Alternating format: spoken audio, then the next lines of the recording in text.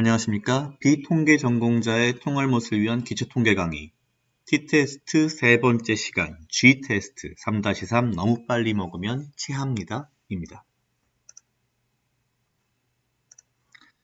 T테스트를 시작하고 세 번째 시간입니다. 왜 아직도 T테스트가 안 나오느냐 불만이 있으실 수도 있습니다. 그러나 너무 빨리 먹으면 체하는 법입니다. T테스트를 바로 시작하지 못하는 두 가지 정도의 이유가 있습니다. 첫 번째가 바로 오늘 하게 될 정규 분포입니다. T테스트를 이해하기 위해서는 이 정규 분포로 몸을 좀 풀고 가야 합니다. 물론 많은 통계학 책에서 G테스트와 T테스트를 별도, 단순 이런 방식으로 설명을 합니다. 그러나 이 두 가지 테스트는 사실 알고 보면 거의 같은 테스트고요. 본질적으로는 매우 유사합니다. 따라서 여기서 정규 분포를 가지고서 먼저 몸을 풀고 나서 T테스트로 가도록 하겠습니다. 앞 시간에 봤던 모집단과 표본에 대한 차이를 잠깐 다시 들여다보지요. 밑에서 보다시피 우리는 모집단의 경우에 관측치를 large n으로 평균값은 mu, 분산이나 표준 편차는 시그마 스퀘어와 시그마로 표기를 했고요. 표본의 경우에는 small n, x bar, s 스퀘어와 s로 표기를 했습니다. 이것 말고 또 다른 차이가 한 가지가 더 있는데 모집단의 경우에는 G테스트를 하고요. 표본, 샘플인 경우엔 T테스트를 한다는 겁니다. 즉 우리가 지금 공부하고 있는 T테스트는 표본, 샘플을 위한 겁니다. 우리를 위한 거죠. 왜냐? 우리는 모집단을 가지고 테스트를 할 일은 거의 없기 때문입니다. 그러나 두 테스트가 본질적으로는 같기 때문에 거의 유사하기 때문에 이것을 가지고 먼저 이해를 하고 T테스트로 넘어가겠습니다. 이게 조금 더 쉽습니다. 자, 이 그림을 보는 순간 그렇지. 통계학 책에 나왔지. 하지만 그다지 이게 왜 어떤 의미인지 잘 알지는 못하겠고 그냥 무언가를 문제를 푸는데 사용했던 것으로만 기억이 나실 겁니다. 설명을 하지 않을 수 없습니다. 자, 정규 분포라는 것이 있습니다. 유명한 수학자 가우스라는 사람이 만들었다고 하고요. 저도 이 가우스라는 사람 별로 안 좋아합니다. 하지만 어쩔 수 없죠. 이 정규 분포라는 것에 대해서 간략한 설명을 보겠습니다. 정규 분포는 종 모양, 벨 쉐입으로 생겼다라고 하죠. 그렇죠. 종처럼 생기긴 했습니다. 그리고 정 가운데 평균을 중심으로 좌우 대칭이다 라고 되어 있죠. 보시면 가운데가 평균, 뮤라고 되어 있을 겁니다. 여기가 평균입니다. 즉 여기를 중심으로 좌우를 접을 수 있습니다. 접으면 좌우가 똑같습니다. 그래서 대칭이 되고요. 정기분포의 안끝은 영원히 0에 닿지 않는다라고 합니다. 그렇다고 하니까 그런가 보다 하지요. 좋습니다. 그런 다음 보니 정규분포는 평균과 표준 편차만으로 규정된다라고 합니다. 즉 이건 무슨 뜻이냐면 평균과 표준 편차가 다르기만 하다면 우리는 무한대 개의 서로 다른 정규분포를 만들 수 있다, 상상할 수 있다 이 이야기가 됩니다. 정규분포 곡선, 이걸 곡선이라고 하죠. 정규분포 곡선에서 평균과 표준 편차의 역할을 가만 들여다보면 모든 정규분포는 똑같습니다. 가운데 평균값 뮤를 중심으로 플러스 마이너스 1 시그마, 표준 편차죠. 1 시그마인 경우에 대략 68.2%의 데이터가 이 안에 들어오고요. 뮤를 중심으로 플러스 마이너스 2 시그마가 되면 95.4%의 데이터가 이 안에 다 들어온다는 의미가 됩니다. 마지막으로 뮤를 중심으로 평균값을 중심으로 플러스 마이너스 3 스탠더드 디비에이션 3 시그마가 되면은 약 99.7% 거의 대부분의 데이터가 정규분포 내에서는 다 들어오게 됩니다. 그런데 이게 무슨 의미가 있고 이게 뭐길래 자꾸 이야기를 할까? 일단 첫 번째 중요한 건 이겁니다. 정규분포의 아래에 이 면적, 파랗게 초록으로 빨간색으로 칠해놓은 이 면적이 바로 확률입니다. 확률. 정규분포 곡선은 그래서 확률 곡선이라고 이해하시면 됩니다. 이거는 확률입니다. 따라서 정규분포 곡선 아래의 모든 면적의 합은 당연히 1입니다. 왜? 확률의 합은 1이기 때문에 이 끝부터 저 끝까지를 다 합친다고 하면 그 합은 1이 나옵니다. 그리고 가운데 평균값 뮤를 중심으로 접으면 좌우가 대칭이므로 좌측이 0.5, 우측이 0.5가 될 것입니다. 따라서 정규분포를 이용해서 우리가 어떠한 확률을 구해야겠다 라고 한다면 이 정규분포 곡선을, 이 확률 곡선을 적분을 해서 면적을 구해내야 합니다. 당연한 얘기지만 이거를 적분을 한다는 건 미친 짓이죠. 그래서 고마운지 아닌지 잘 모르겠습니다만 통계학자들이 표준 정규 분포, Standard Normal Distribution이라는 거를 정의해 놨습니다. 여기서 말하는 표준 정규 분포라고 하는 것은 평균 뮤가 0이고 표준 편차 시그마가 1인 정규 분포를 말합니다. 아까 이야기했듯이 그냥 정규 분포는 평균과 표준 편차가 달라지기만 하면 무한대 개수가 나올 수 있죠. 그럼 이걸 왜 만들었을까?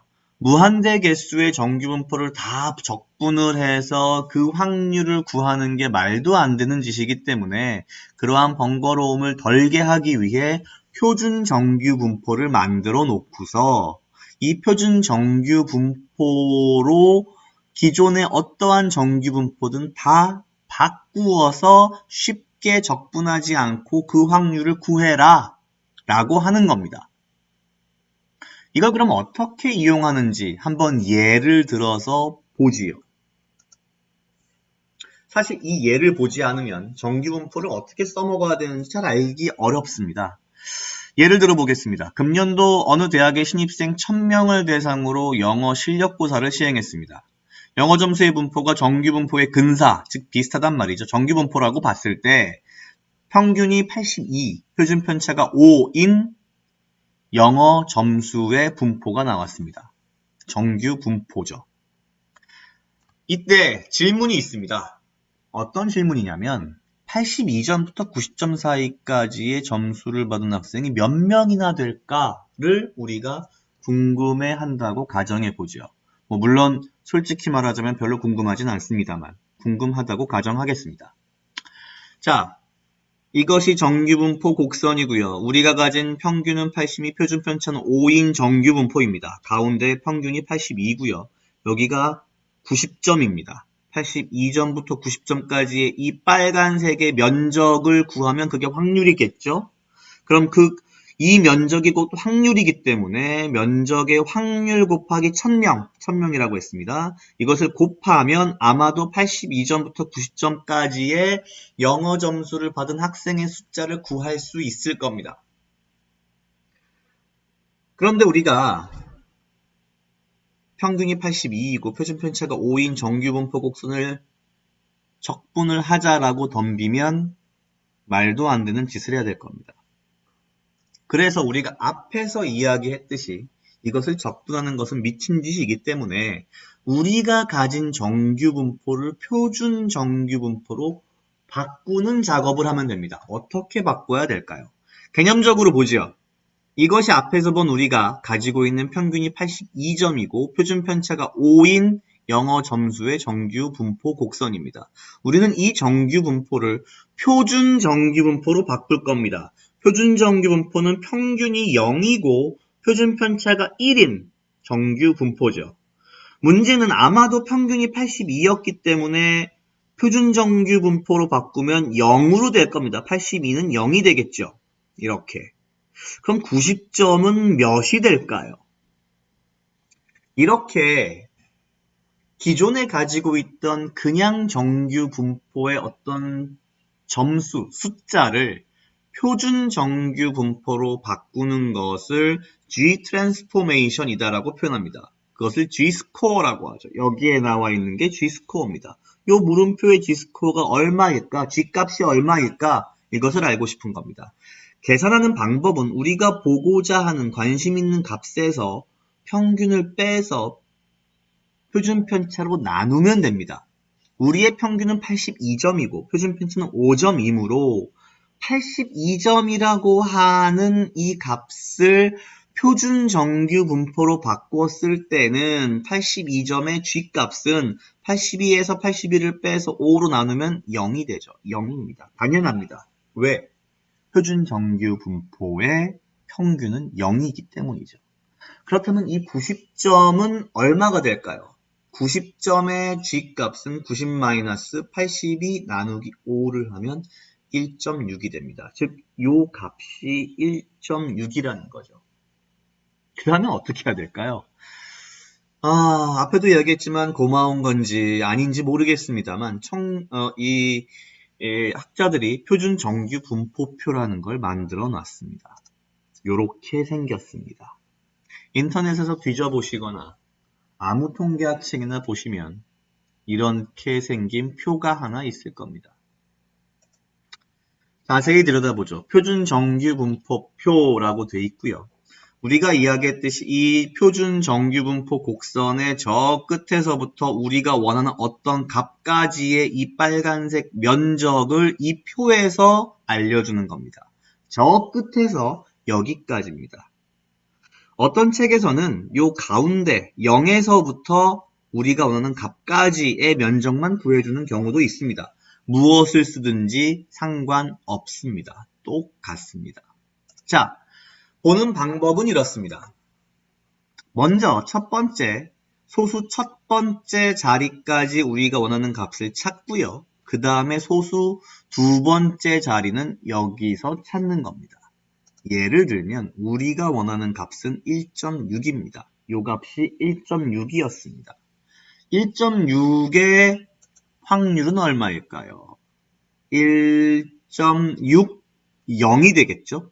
0.9452라고 나옵니다.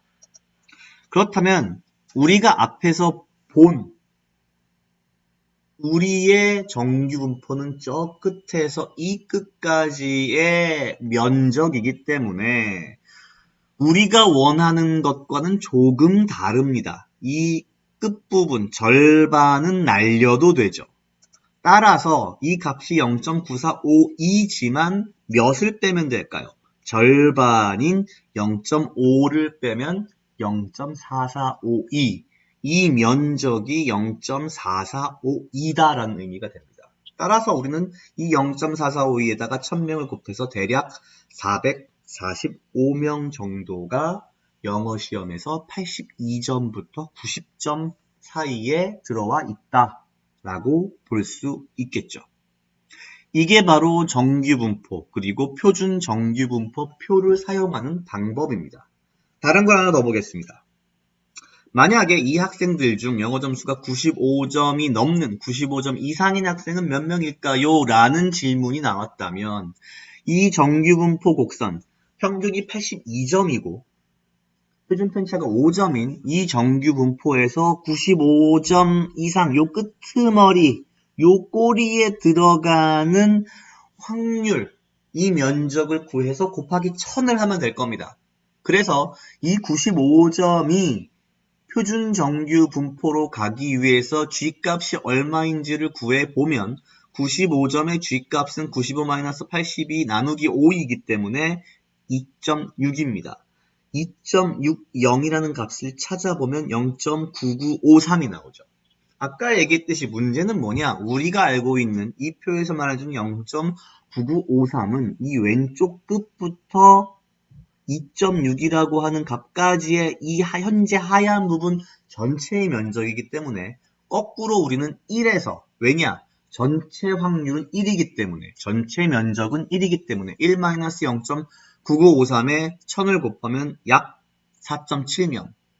사람은 반올림을 하기에 좀 어렵기 때문에 그냥 4명이라고 하겠습니다. 약 4명이 95점 이상을 받은 겁니다. 자, 이와 같이 G값, G스코어를 가지고 하는 테스트를 G테스트라고 합니다. 그리고 이 G테스트는 G값과 표준 정규 분포 표를 이용해서 비교적 쉽게, 물론 비교적이란 말이 그렇긴 합니다만 할 수 있습니다. 그리고 이렇게 G값으로 바꾸는 것, 변환하는 것을 G 트랜스포메이션이라고 하기도 하고요. 경우에 따라서는 이것을 Standardization, 표준화라고 하기도 합니다. 이 G스코어를 가만히 들여다보시면 어떻게 해석할 수 있냐면 1표준편차당 나누기죠. 밑에 표준편차 1표준편차당 관찰값 X가 평균값으로부터 얼마나 멀어져 있는지를 의미하는 겁니다. 특징이라고 한다면 어떠한 값이든 표준화, G 트랜스포메이션, G값으로 바꾸면 단위가 사라집니다. 센티미터, 미터, 킬로그램 이런 단위가 모두 사라지고요. 그냥 단위가 없는 이것을 유닛리스라고도 표현을 합니다. 영어로는. 이런 게 돼서 비교가 가능해집니다. 즉 무슨 말이냐면 우리가 가지고 있는 데이터들이 서로 단위, 유니트가 다르다.